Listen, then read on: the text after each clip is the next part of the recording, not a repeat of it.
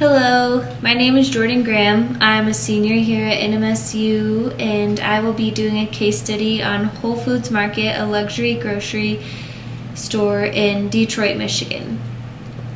The store manager in Detroit is Larry Austin, and the co-CEO of Whole Foods has presented him with wanting to open a store in another low socioeconomic neighborhood in Chicago called Englewood. A lot of their success has been attributed to the institutions around the Whole Foods in Detroit, which would be a medical center and a university. So Mr. Austin is meeting with his team to take into what he needs to consider before they actually move forward with opening this store. So one thing is transforming the brand image, taking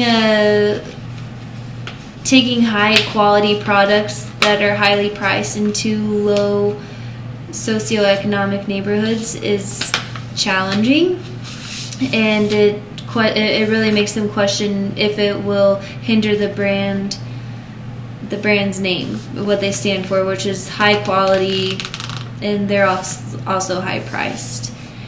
So the food access and the poverty in Detroit is huge. He doesn't know if that is the same thing that's happening in Englewood, because in Detroit it's they can go into grocery stores and not find bread and apples and chicken breast, which are somewhat staple items on most people's grocery list. So the poverty is extremely high, and Mr. Austin has actually had the opportunity to see his employees succeed, and they bring him pictures of cars and houses that they've been able to purchase because Whole Foods has given him a chance to be employed in such a neighborhood that normally they wouldn't be able to find a job. Mr. Austin is also taking into consideration respecting the business's bottom line, how the local community supports them, if they have any support, if people even like the idea of a high-end grocery store coming in, and pushing out local business. One of the things that happened in Detroit is that the local farmers got they're feeling hurt because they weren't offered the same incentives that this huge corporation was offered to open their doors in this neighborhood. And that really became a problem. Just like Myers, one of the locally owned stores there, or one of the stores that's prominently known, it pushed them to open another store, which I think is awesome because it's upping their employment and helping people in those communities that really need the help and really need a place to work and need an education on what's healthy and what's not.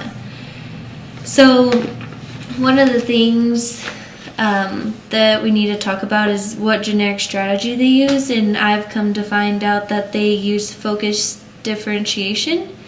I think this because they offer a high quality product and it's also highly priced. They have a very narrow market that they appeal to, which I think in this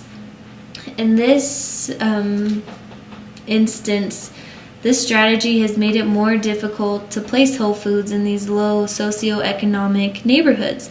But by taking this chance, they actually went into the communities and educated the people, which I think is so awesome because a lot of people don't know about nutrition, and I feel like that's what's stemming most of our Western diet. So I think that's just great that they are educating people on the importance of sustainable, high-quality foods and that they can purchase these things without breaking the bank. If I were Austin and had the opportunity to say whether or not I think they should open a store in Englewood, I would say they should go for it. They should, evaluate that community a little bit and see what they have to offer and do the same kind of thing that they did with Detroit, with education and providing the knowledge that these people need, that everyone needs. It's sustainable, it helps locals, and they even give back to the community, which is something that most communities need and want. So Whole Foods hits the triple bottom line like no other company I've ever known. They care about the planet. They're making a profit. They're a multi-million-dollar company, and they care about the people. They care about the local farmers.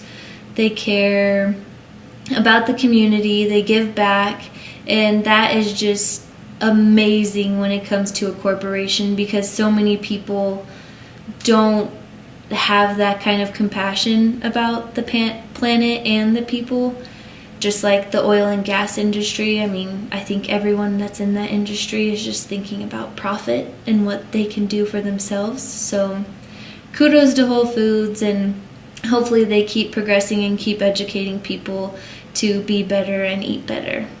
Thank you.